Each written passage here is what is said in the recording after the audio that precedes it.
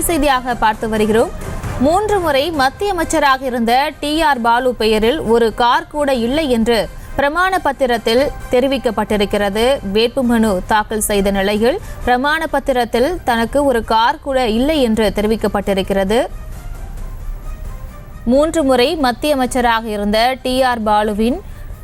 பாலுவிடம் ஒரு கார் கூட இல்லை என்று தெரிவிக்கப்பட்டிருக்கிறது. இது தொடர்பான மேலும் விவரங்களை எமது செய்தியாளர் ராஜேஷ் வழங்கிட கேட்கலாம். ராஜேஷ் வணக்கம். மேலும் விவரம்.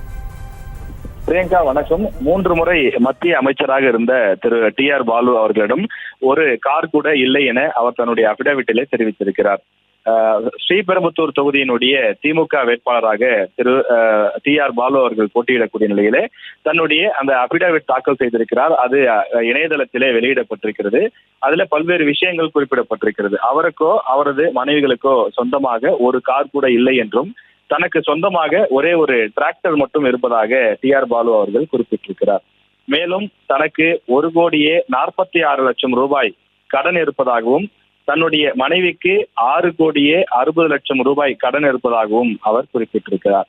தன்னிடம் தங்கம் பொறுத்தவரையிலே 100 கிராம் தங்கம் மட்டுமே இருப்பதாக டி.ஆர். பாலு குறிப்பிட்டிருக்கக்கூடிய நிலையில் அவரது முதல் மனைவியிடம் 1 கிலோ தங்கம் இருப்பதாகவும் மற்றொரு மனைவியிடம் 100 சவரன் தங்க நகை இருப்பதாகவும் தன்னுடைய அபிடவிட்டிலே அவர் குறிப்பிட்டிருக்கிறார்.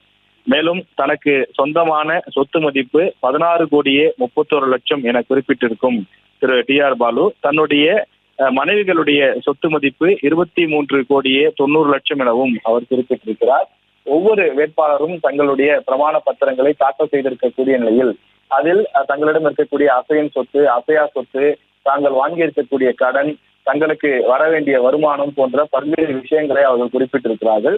அதில் டி.ஆர். பாலு அவர்கள் குறிப்பிட்டிருக்கக்கூடிய அந்த பல்வேறு விஷயங்கள் படிவங்களாக இணையதளத்தில் வெளியிடப்பட்டிருக்கிறது. அதில் அவருக்கும் அவரது மனைவிகளுக்கும் கார் இல்லை என்றும் அவருக்கு சொந்தமாக ஒரே ஒரு டிராக்டர் மட்டும் இருப்பதாகவும் தன்னுடைய அபிடவிட்டிலே அவர் குறிப்பிட்டிருக்கிறார்.